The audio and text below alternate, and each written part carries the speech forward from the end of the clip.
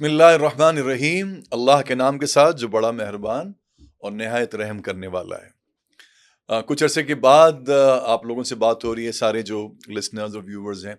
उसकी वजह यह है कि मैं यहाँ पे गुज़िश्ता दिनों पाकिस्तान में था नहीं, मैं अमेरिका गया हुआ था और वहाँ जाके बड़ी मतलब फैमिली ट्रिप भी था, कुछ प्रोफेशनल मुलाकातें भी हुई जो मैं आगे इंशाल्लाह आप लोगों से शेयर करूँगा। लेकिन आज मैं हमेशा की तरह बहुत खुशी का दिन है हम सबके लिए। और वैसी खुशी है जैसे किसी लॉयर को जब वो अपने किसी क्लाइंट का केस जीतता है दिन रात की मेहनत के बाद और उस पर बहुत ही टायरलेसली काम करने के बाद, या कोई डॉक्टर का जब कोई पेशेंट सेहतियाब होता है तो उसको जैसे खुशी होती है। तो मेरा ख्याल है कि इमिग्रेशन कंसल्टेंट को जब उसका क्लाइंट डे 1 से लेके डे लास्ट, यानी जो उसका इमिग्रेशन प्रोसेस का डे लास्ट होता है, मेरा मतलब ये है, और जब उसको और उसकी पूरी फैमिली को वीज़ा ग्रांट होता है, यूएस का वीज़ा, और नॉन इमिग्रेंट वीज़ा की बात नहीं कर रहा मैं, इमिग्रेंट वीज़े की बात कर रहा हूँ, ग्रीन कार्ड की बात कर रहा हूँ, तो वो हमें भी उतनी खुशी होती है जैसे किसी डॉक्टर और लॉयर को होगी। तो आज हमारे साथ हमारे एक ऐसे ही क्लाइंट मौजूद हैं, आपका उनसे तारुफ कराते हैं और उनके जर्नी के बारे में पता करते हैं। अस्सलाम वालेकुम। वालेकुम अस्सलाम। सबसे पहले बहुत मुबारक आपको और आपकी पूरी फैमिली को। माशाल्लाह, आप, भाभी और 2 बच्चे हैं आपके, जी, मेरे 2 तो उन बच्चे हैं। सबको गालिबन आपको E21, भाभी को E22 और बच्चों को E23 कैटेगरी के सारे वीज़े मिल चुके हैं। जी, अल्हम्दुलिल्लाह मिल अपना चुके हैं। तारुफ कराएं थोड़ा सा।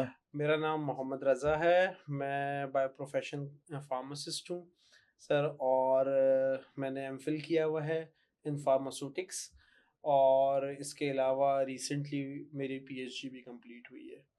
अच्छा, और है ये कि एक फ़ार्मास्यूटिकल इंडस्ट्री से वाबस्ता हूँ, और फ़ार्मास्यूटिकल इंडस्ट्री में मैंने पिछले 13 साल से काम कर रहा हूँ, डिफरेंट नेशनल एंड मल्टीनेशनल।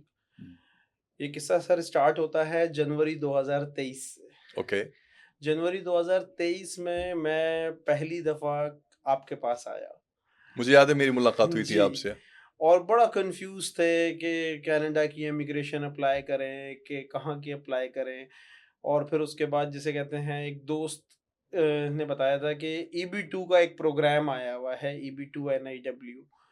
तो उस टाइम पे फिर ये सर्च किया कि मार्केट में इसके पायनियर्स कौन हैं, किसने पहली दफ़ा कहाँ केस अप्रूव हुए। तो जिस बेसिस पे आप लोगों के स्टेटस लग रहे होते थे कि डेली बेसिस पे 5, 8, 10 पिटीशन अप्रूवल आ रही थी उस टाइम पे, तो उस चीज़ ने मोटिवेट किया मुझे। ना मैं आया, मैंने अब केस रजिस्टर्ड जब बंदा कर रहा होता है ना, उस टाइम पे बड़ा कंफ्यूज्ड होता है कि पता नहीं ये पैसे मैं लगा रहा हूँ या मैं ये कंसल्टेंसी फ़ी दे रहा हूँ। तो ये पता नहीं हमारे पास, जिसे कहते हैं ना, असल में मार्केट में इसकी कोई ऑथेंटिसिटी नहीं है हमारी मार्केट में ना, मतलब कंसल्टेंसी कौन-सा अच्छा कंसल्टेंट है। तो क्योंकि दोस्त मेरे आपके थ्रू कनाडा और बहुत सारी जगह गए हुए हैं, कनाडा स्पेशली, सही है ना, वो गए हैं, और रिसेंटली न्यूज़ीलैंड गए हैं कुछ फ्रेंड्स मेरे जो मल्टीनेशनल में काम कर रहे थे। तो उनके मैंने यहाँ पे केस रजिस्टर्ड करवा दिया।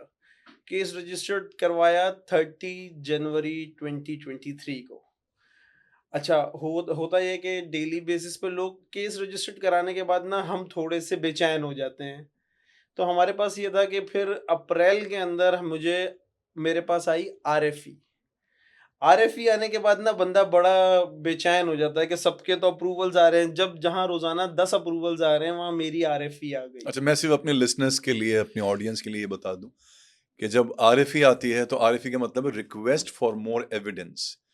जब यूएससीआईएस वाले किसी वजह से कोई कोई डॉक्यूमेंट मिसिंग होता है या वो किसी वजह से भी कन्विंस नहीं होते, सेटिस्फाइड नहीं होते, तो they always ask you for more evidence, for more documents. Exactly sir, और उस टाइम पर इन्होंने वो 3 प्रॉम्प्ट्स भी निकाल लिए थे कि वो 3 प्रॉम्प्ट्स जो इनके थे कि आप किस तरह से बेनिफिशियल होंगे, बेनिफिशियल होंगे, किस तरह सब्सटैंशियल से मेरिट, सब्सटेंशियल मेरिट वेल पाएंगे, पोजीशन कितने हैं अपने। वह एग्जैक्टली उनकी मार्केट का गैप किस तरह से फुलफिल करेंगे, वहाँ किस स्टेट के अंदर क्या है। मतलब बेसिक ये कहूँगा कि आप उधर अपने आप को किस तरह से देखते हैं। हम्म। तो वो आरएफई फिर आप दोबारा से अपना तमाम प्रोसीजर को उसी के अंदर रिक्वेस्ट को उसको बहुत तरीके से पढ़कर फिर उसको सबमिट करवाना। फिर सबमिट करवाने के बाद इट वाज, मुझे बहुत अच्छे से याद है कि सितंबर 2023 को मैं कोई समहाउ एट फजर का टाइम था, तो मैंने मतलब इतना चेक कर रहा था डेली बेसिस पे कि पता नहीं क्या हुआ, पता नहीं हुआ नहीं हुआ। तो मैंने सितंबर 2023 के अंदर मैंने मतलब ये कहते हैं कि सुन्नत और फ़र्ज़ के दरमियान में जितना डिफरेंस था ना, मैंने सुन्नत पढ़ने के बाद सुन्नत से पढ़ने से पहले स्टेटस चेक किया, तो वही आ रहा था कि your RFE have been received. और जब मैंने नमाज़ ख़त्म करी और मैंने उसके बाद जब चेक किया तो लिखा था योर केस इज़ अप्रूव्ड। माशाल्लाह, अरे सही। वाह! तो मैं इतना ज़्यादा हैरत ज़दा हूँ। अच्छा, मैं उन स्टूडेंट्स में से हूँ ना कि जो अब आगे और पीछे के रोल नंबर्स लाज़मी चेक करते हैं कि ना, तो मैं खुद से नंबर डाल के चेक करता था अपने नंबर के, जो हमारा नंबर होता है, जो हमें हुँ, नंबर इश्यू होता है यूएससीआईएस से, तो मैं हुँ, चेक करता था कि यार, अब मैंने कहा यार ऐसा नंबर गलत तो नहीं डाल दिया है। हुँ, फिर मैंने दोबारा अपना नंबर गौर से पढ़ा और ये दे ऑल आर स्लीपिंग ना, मेरी मदर, फादर, वाइफ, बच्चे। तो मैंने देखा, मैं like I was just shout कि मैंने कहा मेरा केस अप्रूव्ड हो गया ना। तो ये वालिद साहब कह रहे क्या हो गया भाई? मैंने कहा मेरा केस अप्रूव्ड हो गया। तो सब बहुत खुश उस टाइम पे, हाँ, मतलब वाइफ को भी उठा दिया मैंने, मतलब सबको उठा दिया मैंने कहा मेरा केस अप्रूव्ड हो गया। उसके बाद जिसे कहते हैं वीज़ा अप्लाई करने का पूरा प्रोसीजर हुआ। ऑल्दो नो डाउट सर कि सिर्फ प्रोफेशनल ऑफिशियल सवालों के जवाब नहीं, हमें तो तसल्ली भी मिलती थी आपसे बात करके। मतलब मैं ये कहूँगा कि मैं रात में 12 बजे भी मेरे ज़हन में कोई सवाल आ जाता था ना कि यार ऐसा क्यों हुआ होगा? तो मैं फ़ोन करता था, तो वो जो मेरा केस मैनेजर हैं, मेरा केस रमशा के पास था, तो रमशा या अज़ीम, मतलब ये मुझे तसल्ली देते थे। जैसे कहते हैं, नहीं रज़ा भाई ऐसा नहीं है, फ़िक्र नहीं करें, सही, हम बिल्कुल सही चल रहे हैं, आप फ़िक्र नहीं करें। ये मतलब नॉर्मली कंसल्टेंट को किसी को रात में 12 बजे बंदा फ़ोन करके बोले कि यार मेरे साथ प्रॉब्लम हो रही है, या मेरे ज़हन में सवाल आया, वो कहेंगे भाई ऑफ़िस टाइमिंग पे फ़ोन किया करो किसी में, लेकिन नहीं सर, ऐसा नहीं। लाइक वी आर, मतलब मुझे झेलना ना, मैं खुद कहता हूँ कि एक बहुत बहुत वो चाहिए कि मतलब एक बंदा जो है ना वो मुझसे मुझे झेल रहा था। तो मैंने कहा यार, जिसे कहते हैं कि बहुत ज़बरदस्त, जिसे कहते हैं ना, मतलब एक रिस्पॉन्ड आ रहा था ना प्रॉपर कि हाँ, आप फ़िक्र नहीं करो, ऐसा नहीं होता जैसे आप सोच रहे हो। जैसे एक मुझे आपकी डे 1 की वो बात याद है कि मैंने ये पूछा आपसे कि मैं सर, पूछना ही चाह रहा था, मैं ये चाहता हूँ हमारे ऑडियंस ये सुने और सुनने के बाद उनमें एतमाद पैदा हो। क्योंकि मैं तो आगे बढ़ के कहता हूँ, देखें, ये सब कुछ, ये सब जितना हम शुक्र अल्लाह का अदा करें, बिल्कुल सर, क्योंकि मैं तो देख के आया हूँ वहाँ पे, मुझे पता है कि वहाँ पे जो अटर्नीज़ होते हैं, वो क्या चार्ज करते हैं। यानी ग्रीन कार्ड के लिए अगर कोई प्रोग्राम आपको एग्ज़ैक्टली। है, और अगर कोई नेक्सस बनाना चाहें, आप उनसे कहें हमें ग्रीन कार्ड हो ही हो, तो फिर वो क्या चार्ज करते हैं, क्या डिमांड करते हैं। तो हम यहाँ पे एक बहुत ही रीज़नेबल सी अमाउंट पाकिस्तानियों के लिए चार्ज करते हैं, इस उम्मीद के साथ, और कि अल्लाह करे कि इनकी हमारी मेहनतें रंग लाएं। और मैं अगेन कहता हूँ कि ये सब आपकी माँ बाप की दुआएं हैं और अल्लाह का करम है, ये इसका जितना शुक्र अदा करें कम है। और कितना आपको भी कितने अच्छे तरीके से आप देखें कि एक सुन्नत अदा की आपने, हुँ। तो उस वक्त तक आरएफई के स्टेटस था, और फ़र्ज़ अदा की तो केस ये बड़ा, वैसे देखा जाए इसमें भी बड़ी एक यानी अगर कोई देखना चाहे तो निशानी है इसमें भी, एग्ज़ैक्टली ऐसे यानी ही। जानने वालों के लिए निशानी है। तो जी, हम बस ये कहते हैं कि अपनी सी मेहनत करें और अल्लाह पे तवक्कल करें, क्योंकि ये तो वैसे भी हिजरत का मामला है, ऐसे ही है सर। राइट? हम आपकी सारी डॉक्यूमेंटेशन करते हैं, इसमें हम ये तो 100% यकीन नहीं, कि मैंने आपको क्या 100% यकीन दिलाया था कि आपका वीज़ा लग जाएगा? नहीं, बिल्कुल ऐसा आपने ज़रूर ये कहा था, मुझे मैं उसी पे आ रहा था जी सर, प्लीज़, मैं कि चाहता हूँ सुने हाँ, लोग। कि आपसे मैंने कहा कि सर ये बताएँ कि क्या पटिशन अप्रूव्ड ही होगी? मैंने सवाल पूछा था। आपने कहा वन्स पटिशन अप्रूव्ड हो जाए, तो वीज़ा लगता ही लगता है, केस 99% थ्रू है। सही है, लेकिन ज़ाहिर-सी बात है, इंसान है, सही है ना? शक व शुबात पैदा होते हैं हमारे अंदर, एक क्वेश्चन मार्क के साथ इंसान इस दुनिया में आता है, एक तजस्सुस के साथ आता है। तो पटिशन अप्रूव जब हुई, तो उसके बाद जब पटिशन अप्रूव हुई, तो आपने कहा, मैंने आपसे पूछा था कि सर पटिशन जब अप्रूव हो जाएगी तो आपने कहा फिर तुम तैयारी करो कि यूएस जाके करना क्या है? बिल्कुल इस सही। चीज़ को छोड़ देना कि वीज़ा लगेगा या नहीं लगेगा। लेकिन पटिशन अप्रूव हुई, हमने वीज़ा अप्लाई किया। अब वीजा पटिशन अप्रूव होने से वीजे की कॉल आना तक इसके दरमियान में ना आपके हाथ में कुछ है, ना जिसका वीजा अप्लाई हुआ है उसके हाथ में कुछ है। सही, आप क्या करते हैं सर, आप एक फूलों को जमा करके एक गुलदस्ते की तरह पेश करते हैं। यही काम है हमारा। बस, और तो और कुछ नहीं। मतलब आप कोई ऐसा डॉक्यूमेंट तो नहीं था कि जो कोरू ने लगा दिया हो बीच में लाकर कि यार ये पेपर लगा देता हूँ तो रजा भाई आपकी सब कुछ हो जाएगा। ऐसा कुछ नहीं है। आपने मुझसे पे स्लिप्स मांगी, आपने मुझसे एक्सपीरियंसेस लेटर मांगे, आपने मुझसे डिग्रीज मांगी, पब्लिकेशन। मतलब मुझे अभी तक केस मैनेजर की बात याद है। केस मैनेजर ने ये कहा था कि अगर कोई छोटा सा भी सर्टिफिकेट है आपके पास रजा भाई वो आप दे दें, हम लगा देंगे उसमें। इस हद तक सपोर्ट हुई कि मैं मेरी वहाँ पर क्योंकि मैं मल्टीनेशनल में काम कर रहा था उस टाइम पे, तो मेरी एक एचआर मैनेजर से बात हुई यूएस में। तो मैंने उससे कहा कि उसने कहा आपने सीवी अप्लाई करी थी, मैंने कहा जी। तो उसने वो पूरी चैट पे बात हो रही थी हमारी टीम्स पे। तो उन्होंने ये बात कही कि यार एक काम करें कि उसने मुझे ये बात कही थी कि अगर आपका पास हम वीज़ा स्पॉन्सरशिप नहीं कर सकते, अगर आप यूएस में ही होते तो हम आपको ये जॉब दे देते। तो मैंने जब ये बात कंसल्ट अपने केस मैनेजर को बताई, उसने कहा यार वो चैट उठा के ले आओ, उसका स्क्रीनशॉट ले आओ। वो स्क्रीनशॉट भी मेरी पटिशन का पार्ट था सर। मतलब इतने तरीके से उसको पेश करना, सही, कोई छोटे छोटे ऑफिस में अवार्ड्स मिले हुए हैं उसको पेश करना, ये सर उस गुलदस्ते को कितने अच्छे से पेश करना है, ये काम है। बस मैं यही कहना चाहता हूँ सारे जो भी एस्पिरेंट्स हैं जो बैठ के देख रहे होंगे, सुन रहे होंगे कि मैंने, जैसे रजा ने भी कहा, मैंने इनको 100% गारंटी नहीं दी थी। हाँ, ये ज़रूर कहा था कि एक दफ़ा पिटिशन अप्रूव हो जाएगी तो वो 99.9% आपको वीज़ा ज़रूर मिलेगा। ऐसे ही है और सर, 0.1% इसलिए रखा क्योंकि 100% तो कुछ भी नहीं कुछ होता। भी नहीं होता सर। और वो 0.1% इसलिए भी रखा कि वो उसमें फिर वो कोई बैकग्राउंड चेक होते हैं, सिक्योरिटी होती है। अब हमें तो सबका तो नहीं पता होता, तो इसलिए हम 0.1% रखते हैं वो। ऐसे ही है। और लेकिन वो 0.1% बहुत ही रेयर, कोई बहुत ही और कोई हजारों लाखों में कभी कोई, तो हमें पता है, लेकिन फिर भी हम ये बात कहते हैं। तो आप लोग जो हमें बैठ के देख रहे हैं, सुन रहे हैं, जो हमारे पाकिस्तानी हैं, मैं देख के आया हूँ अमेरिका अभी भी। वहाँ पे देखता हूँ डॉक्टर्स को, इंजीनियर्स को, लॉयर्स को, कि पाकिस्तानियों ने बनाया है अमेरिका को। यानी इमिग्रेंट्स ने बनाया, वहाँ के डॉक्टर्स ने, वहाँ पे लॉयर्स इतने पाकिस्तानी हैं, इतने हार्ड वर्किंग हैं। तो थोड़ा सा सिर्फ हम ये क्या करते हैं कि हम एक तो थोड़ा सेल्फ कॉन्फिडेंस देते हैं जब लोग आते हैं हमारे पास।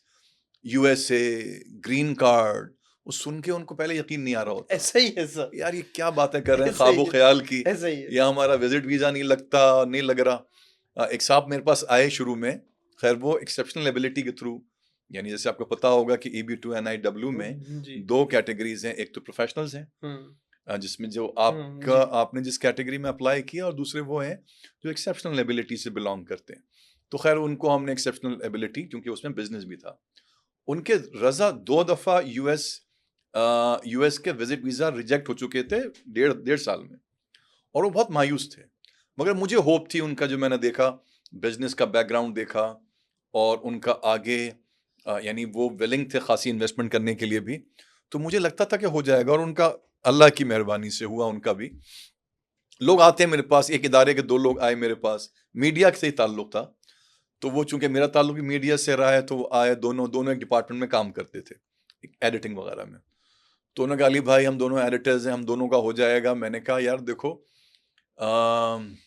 मैं यकीन से नहीं कह सकता कि तुम दोनों का होगा कि नहीं होगा। हो सकता है तुम दोनों में से किसी एक का हो सकता है दोनों में से किसी का ना और हो सकता है दोनों का हो जाए। अब देखें, कभी कभी अल्लाह ऐसी यानी बात रख लेता है अपने बंदों की, खाकसारों की, कि वो दोनों आए और दोनों का लग गया वीज़ा, मतलब दोनों की पिटीशन अप्रूव हो गई। तो मैं तो खुद, आप यकीन करें, हम ये सिर्फ आपको भी जो हमने दावत दी आज, कि हम खुद हैरान हैं बाज़ औक़ात। तो ये सिर्फ एक अल्लाह की देन की बात होती है, और सारे लोग काम की। लेकिन ये ज़रूर है कि अगर आप प्रोफेशनल हैं, आपके पास बैचलर है या मास्टर्स हैं आपके पास, चाहे साइंस में है, आर्ट, और डिफरेंट उसमें है। खैर स्टेम भी पूरा एक उनकी प्रायोरिटी है कि साइंस में या टेक्नोलॉजी में या इंजीनियरिंग में या मैथमेटिक्स, ये उनकी प्रायोरिटी है। लेकिन जैसे आपका हुआ, फार्मास्यूटिकल कंपनी में थे, बैंकिंग के लोगों का होता है, HR के लोगों, बड़े जेनेरिक से ये देखा जाए प्रोफेशनल्स, उनका भी हुआ। तब हमें भी यकीन आना शुरू हुआ। तो जो लोग अप्लाई करना चाहते हैं, जिनके पास बैचलर की डिग्री है 16 ईयर्स की, मगर जब मैं कहता हूँ बैचलर तो 14 ईयर्स नहीं, 16 years with at least 5 years experience, या जो लोग हायर मास्टर्स की डिग्री है, या जिनके पास रजा साहब की तरह डॉक्टरेट की डिग्री है और उनके पास एक्सपीरियंस है, तो थोड़ा अपने पे भरोसा रखें। और इस शहर के अंदर, बल्कि इस मुल्क में, EB2 NIW के बारे में तो हम पूरे यकीन से कह सकते हैं, हमसे पहले कोई नहीं कर रहा था ये। जितने लोग बाद में कर रहे हैं, हमारे इदारे में आए, काम सीखा और फिर गए, बाद में पता चलता है, हमें शुरू में पता नहीं चलता। तो आप अगर आए तो पूरे एतमाद के साथ आए, you will be in safe hand. तो रजा भाई, आप ये कह रहे थे कि कुछ टाइम का बताया था मैंने आपको, कितना टाइम लगेगा, इसमें पूछा होगा आपने। सर मैंने उस टाइम पर जब हमने अप्लाई किया था, तो मैं अभी यही आपको बताने वाला था कि जब पटिशन अप्रूव हो जाती है ना, तो उसके बाद ना आपके पास कुछ है ना हमारे पास। देखें, अगर देखा जाए पटिशन अप्लाई से लेकर और सितंबर में पटिशन अप्रूवल तक, उसमें सब आ गया। RFE गई, RFE आई, और आपका यानी सिर्फ 9 महीने में हुआ ये? 9 महीने में हुआ है, ठीक है। अब वो जब 9 महीने में अप्रूवल आ गई, अब उसके बाद जो है ना, लोग बड़े बेचैन से हो जाते हैं। मैंने अपने दोस्तों को देखा है, वो दूसरे वीज़ाज़ अप्लाई करना शुरू कर देते हैं और इस दौरान उनकी हिस्ट्री ख़राब हो जाती है।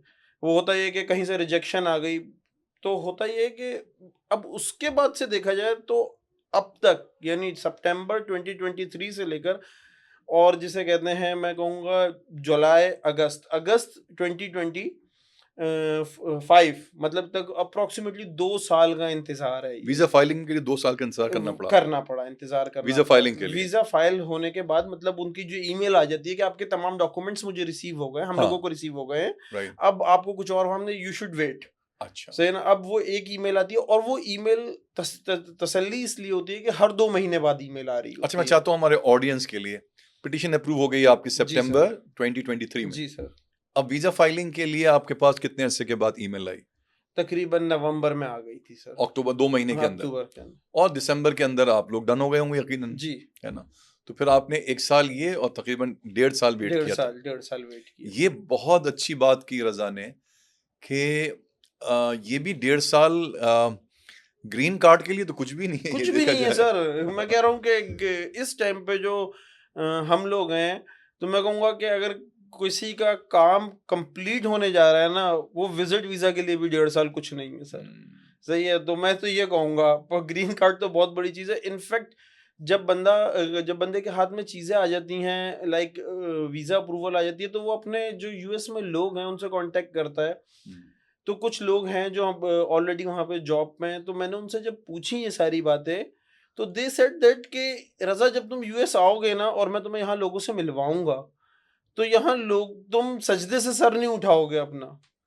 उसने कहा कि तुम जो चीज़ लेकर आ रहे हो ना, यहाँ लोगों ने 15-15 साल लगाए ग्रीन कार्ड लेने के लिए, तब भी उनका ग्रीन कार्ड किसी का है और किसी का प्रोसेस चल रहा है।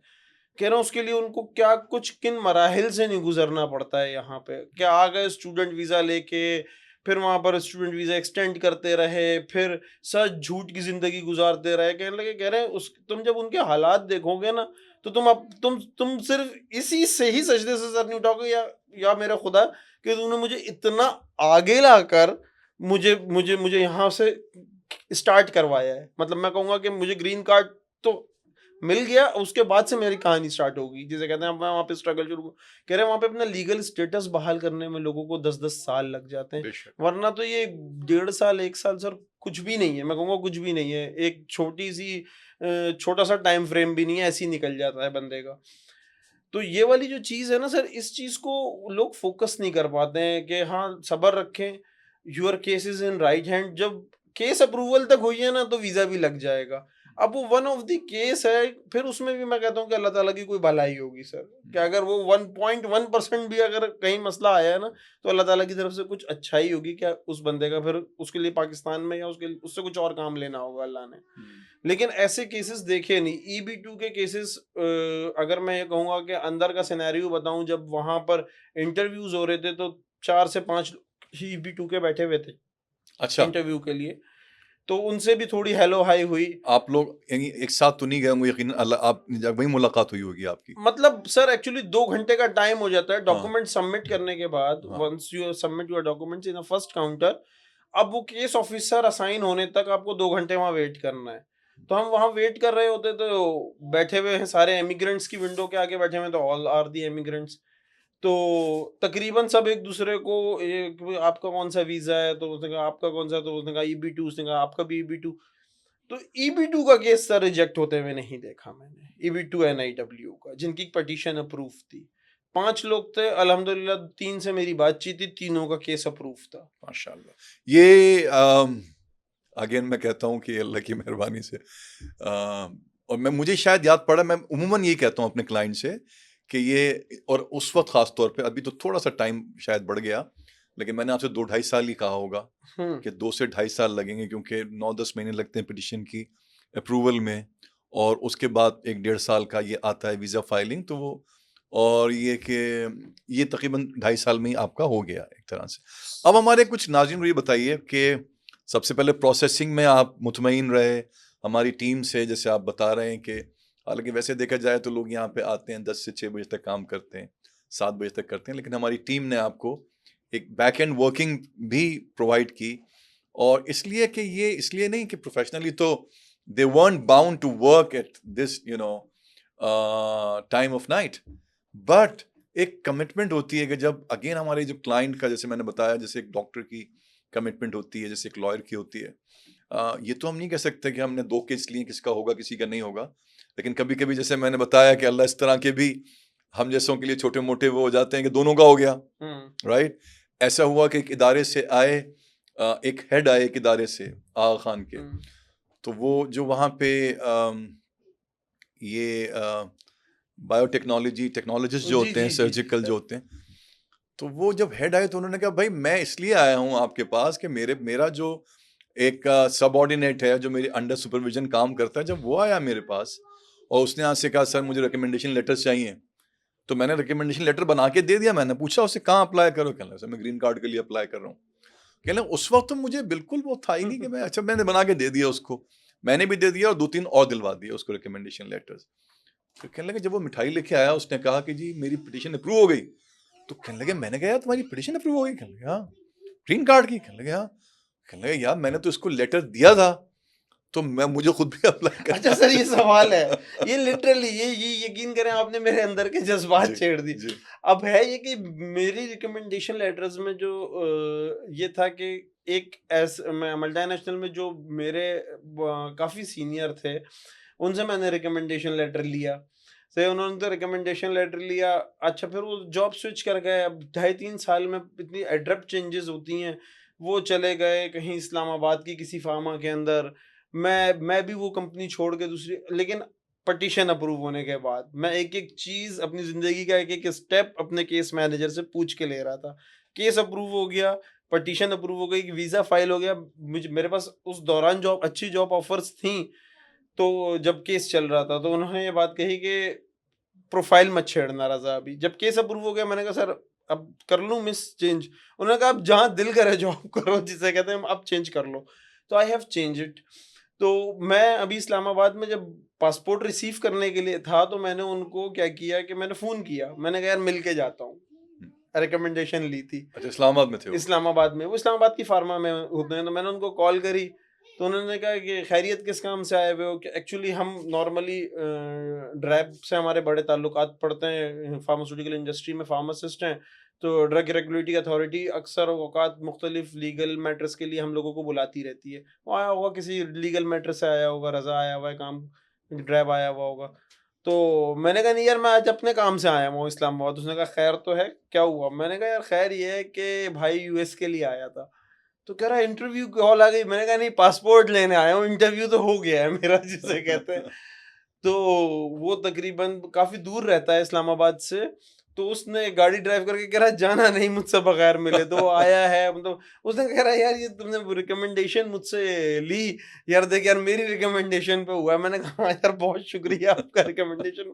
तो ये वाली चीज़ है, तो शायद उन्होंने उन्होंने भी अपना केस आपके पास रजिस्टर्ड कराया हुआ है या करवा लेंगे, आई अब थिंक तो सो। अल्लाह के करम से यानी हमारे जो क्लाइंट्स बनते हैं महीने में, मेरे ख्याल है 60% जो क्लाइंट्स बनते हैं हमारे नए, वो हमारे रेफरेंसेस पे बनते हैं। ऐसे ही है सर। वो बिल्कुल वो जो वर्ड ऑफ माउथ से लोगों तक बात पहुंचती है। तो ये अब मैं अपने जो काउंसलर से भी कहता हूँ, क्योंकि काउंसलर्स अब माशाल्लाह बढ़ते जा रहे हैं, कि एक वक्त था कि जब मैं खुद भी बराह रास्त काउंसलिंग किया करता था। अब तो खैर मैं नहीं कर पाता, बहुत टाइम नहीं, क्योंकि हमारे पास टीम भी है माशाल्लाह। Until or unless if somebody really want to meet me, sir क्यों नहीं करते then काउंसलिंग? आप हर ग्रुप में तो होते हैं। होता मैं तो ये सोचता हूँ कि आप इतने ग्रुप मैनेज कैसे करते लेकिन होंगे? जाहिर सी बात, उसकी एक स्ट्रेटेजी है ना, एक तरीका है, उसके ऊपर एक हेड है, उसके ऊपर एक हेड है, उसके ऊपर मैं देखता हूँ। तो एक इस तरह से चेन ऑफ कमांड चलती है। लेकिन एनीवे मैं ये कह रहा था कि ये बहुत ही इम्पोर्टेंट चीज होती है। जैसे आप भी आए, हो गया, और 2 ढाई साल में ही हो गया। जी सर। और अब मुझे ये बताएं कि वो जो दूसरे हमारे जो लोग हैं, जो आपको बैठ के देख रहे होंगे, सुन रहे होंगे, अपने इंटरव्यू के बारे में बताएं कि आप पे आपका जो, क्योंकि हम ये क्लेम करते हैं, जैसे कि मैं शुरू में ये कहता था, जब मैं कहता था अपने पाकिस्तानियों को, यार ये EB2 नहीं है सिर्फ, ये EB2 NIW है, इसमें नेशनल इंटरेस्ट वेवर दे रहा है अमेरिका। यानी अमेरिका अपने नेशनल इंटरेस्ट के लिए आपको जॉब ऑफर की और आपको लेबर सर्टिफिकेशन की, क्योंकि ये बहुत मुश्किल होता है। वो लोग जो अभी तक, हालांकि EB2 NIW must have become a talk of the town now, because अब मैं देखता हूँ कराची में 10-12 कंसल्टेंट तो हैं जो ये काम कर रहे हैं, उनमें से 7-8 तो यहीं से गए हमारे पास से ही। खैर anyway, I wish them all the best in future. अच्छी बात है। लेकिन मैं बताना ये चाह रहा हूँ आपको कि आहिस्ता आहिस्ता लोगों का कॉन्फिडेंस ग्रो होता है। कि जब मैं लोगों से ये कहता था कि यार ये इसमें ना जॉब ऑफर की ज़रूरत है, ना लेबर सर्टिफिकेशन की ज़रूरत है, और ये हो उस ज़माने में तो 1 साल के अंदर हो रहा था, 1-1.5 साल में, क्योंकि बैकलॉग नहीं था। तो it was so good to be true कि लोग मुझे ऐसे हैरत से देखते थे कि यार ये पता नहीं कोई जैसे पता नहीं क्या बात है, यकीन नहीं आता था उनको। अब तो अल्लाह की मेहरबानी से हमारे नए काउंसलर्स आते हैं, तो उनको भी पता होता है कि एक तो ये प्रोग्राम इतना ज़्यादा हमारे पाकिस्तानी समझते हैं, तो वो लोग थोड़ी सी रिसर्च करें और फिर आए। हाँ रज़ा, आप बताएं कि आप जब इंटरव्यू के लिए गए तो क्या सवालात हुए, क्या उसने पूछा लेबर सर्टिफिकेशन कहाँ है आपका? अगर मैं ये बताऊं कि गुड मॉर्निंग के बाद से जो पहला क्वेश्चन था, उसने मुझसे पूछा for which programme you have applied. तो मैंने कहा EB2 NIW। उसके बाद अगला सवाल वो ये पूछता है कि लाइक मैं अपनी पूरी फैमिली के साथ था, मैं, मेरी वाइफ, 2 बच्चे। तो उसने कहा आप में से कौन मेन एप्लीकेंट है? तो मैंने कहा मैं मेन एप्लीकेंट हूँ। तो ही सेड दैट कि आप आगे आ जाएं। तो मैं एक स्टेप आगे हो गया, ये लोग एक स्टेप पीछे। देन हमारी फिंगर बायोमेट्रिक हुआ। बायोमेट्रिक होने के बाद उन्होंने पहला क्वेश्चन जो हमसे सवाल पूछा कि आप दोनों की फर्स्ट मैरिज है, मतलब बेसिक क्वेश्चंस थे उसके। तो मैंने कहा कि यस ऑफ कोर्स ना। तो उसके बाद उन्होंने हमसे मैरिज सर्टिफिकेट मांगा, बर्थ सर्टिफिकेट्स मांगे, ऑल लीगल डॉक्यूमेंट्स, पासपोर्ट्स, ये तमाम लीगल डॉक्यूमेंट्स हमसे मांग लिए। लीगल डॉक्यूमेंट्स से उन्होंने चीज़ें वेरीफाई करी। चीज़ें वेरीफाई करने के बाद उन्होंने पूछा कि वाई US? तो मैंने कहा कि it's a land of opportunity. फिर उसके बाद उन्होंने जिसे कहते हैं कि अगला क्वेश्चन ये पूछा कि US जाकर किस फील्ड में काम करोगे, इन विच फील्ड? तो same, going for the pharmaceutical. Then wife की तरफ आए, वो वाइफ से उन्होंने पूछा कि व्हाट्स योर क्वालिफिकेशन? सही है, तो उन्होंने कहा कि she is also a pharmacist. तो उसने उसने उसने बताया मैं हॉस्पिटल फार्मासिस्ट हूँ, मैंने 4 साल 3 साल सर्व किया है एक कराची के रिनाउंड हॉस्पिटल के अंदर। तो उसके बाद उन्होंने जिसे कहते हैं अगला सवाल ये पूछा कि विच स्टे उन्होंने उसके बाद फिर मेरी तरफ आए, उन्होंने पूछा कि किस किस स्टेट जाओगे? तो मैंने कहा राइट नाउ मैंने जो है वो, मतलब ये एक ऐसा जवाब था सर कि मतलब कुछ ना होने से कुछ होना बेहतर है। तो जहाँ 1-2 दोस्त रहते हैं वहाँ का नाम ले दिया कि लाइक मैं अभी फ़ोकस कर रहा हूँ कैलिफ़ोर्निया जाने पे। कि मेरे उन्होंने पूछा क्यों? मैंने कहा वहाँ पे कुछ मेरे दोस्त हैं, तो वो जो हैं उनको ऑलरेडी जॉब मिल चुकी है, तो मैं भी फार्मास्यूटिकल में वहीं जॉब करूँगा। देन ही स्टार्ट टाइपिंग, वो कुछ टाइप करने लगे। फिर उस मतलब हमारे हर जवाब के बाद वो कुछ ना कुछ टाइप करते थे। फिर उसके बाद अगला सवाल जिसे कहते हैं कि उनका ये था कि आप US में जाने के बाद किस तरह से इस फील्ड के अंदर आप रोल प्ले करोगे? And then he open the petition. और पटिशन में जो RFE का जवाब लिखा था, थर्ड पॉर्ब नंबर 3, तो देन उसने वहाँ से वो चीज़ वेरीफाई करी। तो क्योंकि मेरा जो प्रोडक्ट डेवलपमेंट पे काम है, कॉस्ट इफेक्टिवनेस पे काम है, क्वालिटी एश्योरेंस पे काम है मेरा, सही है, और सर्वे एनालिसिस पे काम है, स्टैट्स के ऊपर काम है, तो वो पूरा काम मैंने उनको कंबाइन करके एक बताया कि मैं ये एक प्रोजेक्ट पाकिस्तान में कर चुका हूँ, इसको स्केल अप करूँगा। ये लैब स्केल पे था, तो वो सुन रहे थे, they are just listening, I don't know उनका क्या बैकग्राउंड था। तो उसके बाद उन्होंने कहा कि ओके, उन्होंने कहा कि फिर एक सवाल पूछा, क्या आपकी ट्रैवल हिस्ट्री है? मैं आपको ये ऐड करना चाहूँ बहुत सारे लोगों के लिए कि बहुत सारे लोग सोचते हैं कि किसी के पास बाहर की डिग्री है या किसी की बहुत अच्छी ट्रैवल हिस्ट्री है तो वो लोगों का ये काम हो जाता है। सर मैं बताऊं, ना कोई ट्रैवल हिस्ट्री है, ना कोई ट्रैवल हिस्ट्री नहीं है, बिल्कुल जैसे कोरा पासपोर्ट ना। एक आध ट्रैवल है इंटरनेशनल, वो ऑफिस की तरफ से, लाइक ओमान चले गए थे हम, तो ओमान में एक ऑफिशियल वो था हमारा, तो वहां से आए थे, बस ये एक थी ट्रिप। लास्ट 6 इयर्स में कोई ट्रैवलिंग है? मैंने कहा एक ट्रैवलिंग है, वो भी ऑफिस की तरफ से थी 5 दिन की। तो उसने कहा वाइफ की, मैंने कहा कोई, बच्चों की कोई ट्रैवलिंग नहीं, डिग्री सारी पाकिस्तानी। मतलब मैं pass out from the Hamdard university से पास आउट हुआ, वाइफ मेरी भी वहीं से ही पास आउट है। तो जिसे कहते हैं कि जिसे कहते हैं कि एक वो था कि कोई मतलब ट्रैवल हिस्ट्री नहीं। तो उसके बाद जिसे कहते हैं कि वी गॉट इट, कि हमारे पास उसने फिर टाइपिंग शुरू करी, और उसके बाद अच्छा कुछ चीज़ें बंदा देखने की कोशिश कर रहा होता है, लेकिन उन्होंने इस तरीके से रखा होता है कि बंदे को नज़र नहीं आ रहा होता है। पाकिस्तानी शरारती तो होते हैं, लेकिन मैंने कहा कुछ पता नज़र आ जाए। तो उसके बाद उन्होंने स्लिप उठाई, स्लिप उठाने के बाद एक राइटअप किया, this all as simple as that, बस। और कितने दिन में पासपोर्ट मिल गया आपको विद वीजा? सर स्लिप देने के बाद जब मैं पलटा हूं ना सर, मुझे फीलिंग्स शेयर करने दें। हाँ प्लीज तो गो। वहां पर जिसे कहते हैं कि वो जो हमारे कराची के पाकिस्तानी जो भाई बैठे हुए थे, जो वेट कर रहे थे इंटरव्यू का, उनका बस नहीं लगा, उन्होंने गले लग जाना था वहां पे, जिसे कहते हैं, क्योंकि आवाज सबको जा रही होती है पीछे, इतने हैवी स्पीकर्स लगे हुए होते हैं। हाँ। कि माइक्स इतने हैवी लगे हुए होते हैं कि वो सबको आवाज जा रही होती है कि इंटरव्यू में क्या हो रहा है यहाँ पे। तो उसने कहा कि okay, your visa have been approved and you should take your passport within 15 days। सही है ना? तो मैंने जैसी ही वो स्लिप ली और मैं पीछे पलटा हूँ, सही है ना? अब वाइफ बता रही थी कि he have smiled and then close the window. तो मैंने नहीं देखा भाई, मैं तो रसीद लेके पलट गया फौरन ना। मैंने कहा शुक्र है अल्हम्दुलिल्लाह। अब जब मैं पीछे पलटा हूँ तो पीछे सबने कांग्रेचुलेशन करी और बहुत, मतलब मैं फिर एम्बेसी से बाहर आया।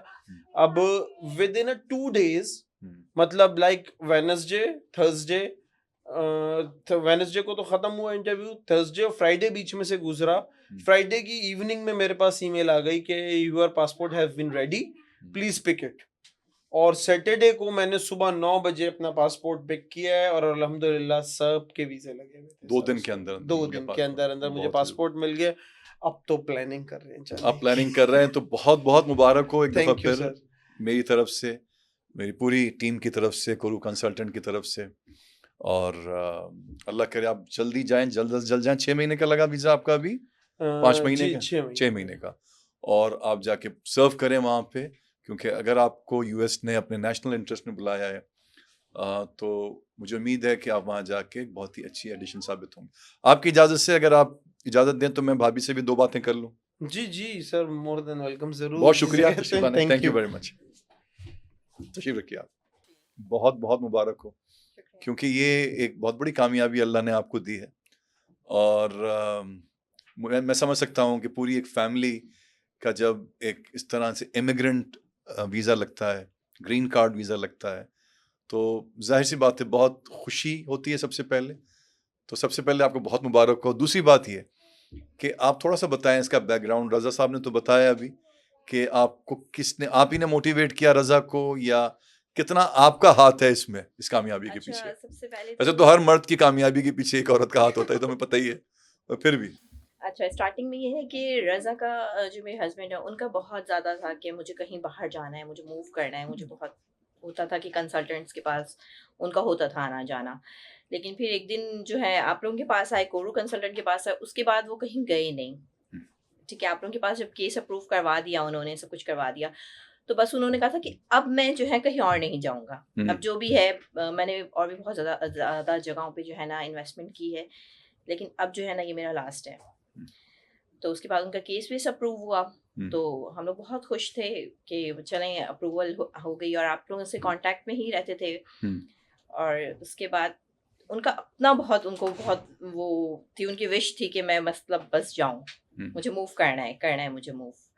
तो ये मोस्टली उन्हीं की अपनी स्ट्रगल है, मेरी भी थी लेकिन इतनी ज़्यादा नहीं थी, लेकिन उनकी बहुत ज़्यादा थी इसमें। हाँ जाहिर है, मतलब आप ठीक है, आप इतना क्रेडिट ले नहीं रही हैं इस वक्त, due to humility, I understand that कि होना चाहिए इंसान को डाउन टू अर्थ। लेकिन जाहिर सी बात है, वैसे भी किसी भी एक मर्द का बाहर काम करना, फोकस करना और इस तरह की कामयाबी मिलना, जब तक कि घर में एक बीवी, उसकी ज़ौजा, उसकी शरीक हयात, वो पीस ऑफ माइंड ना हो, तो वो नहीं कर जी सकता जी बाहर। बिल्कुल ऐसे ही है। तो ये क्रेडिट तो आपको जाता ही जाता है जी बिल्कुल कि बिल्कुल। अगर Raza has been able to achieve और accomplish whatever he desired for, तो I think that you know should be given that credit। मैं तो पूरा देता हूँ जी आपको जी इसमें। बिल्कुल देते हैं, आप देते हैं। मैं इनके साथ हर चीज़ में ही थी कि हाँ ठीक है, जहाँ भी आप मूव करेंगे इंशाल्लाह तो हम लोग साथ मूव करेंगे, कोई ऐसी प्रॉब्लम वाली बात नहीं है। मैं खुद भी विलिंग थी बाहर जाने के लिए, ऐसे नहीं है, मैं खुद भी फार्मासिस्ट हूँ।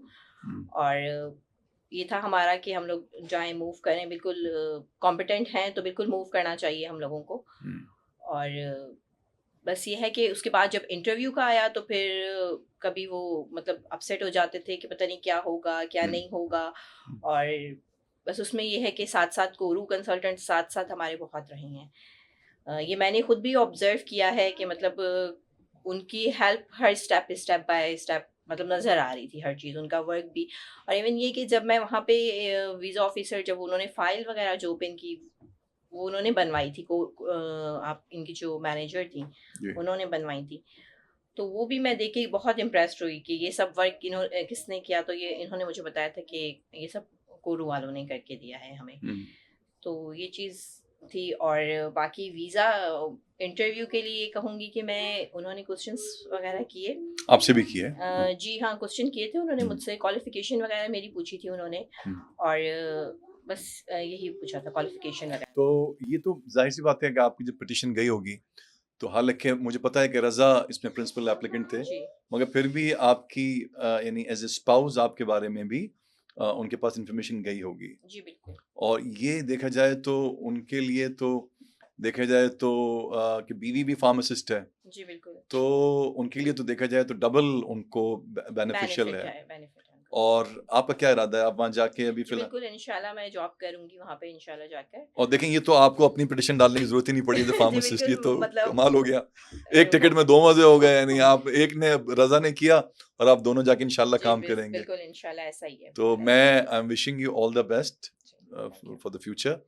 और बस मैं चाहता था अपने नाजरीन से आपकी मुलाकात कराऊं। Thank you for coming. Thank you. और जो लोग मुझे देख रहे हैं, सुन रहे हैं, अगेन अपने पे भरोसा करें, हिम्मत करें। अगर आप एलिजिबल हैं, समझते हैं एलिजिबल हैं, तो अप्लाई ज़रूर करें। और मैं ये बबांगे दोहल कहता हूँ, ऐसी कोई बात नहीं है जो छुपा के कहता हूँ, या कि ये होना ना होना हमारे इख्तियार में नहीं है।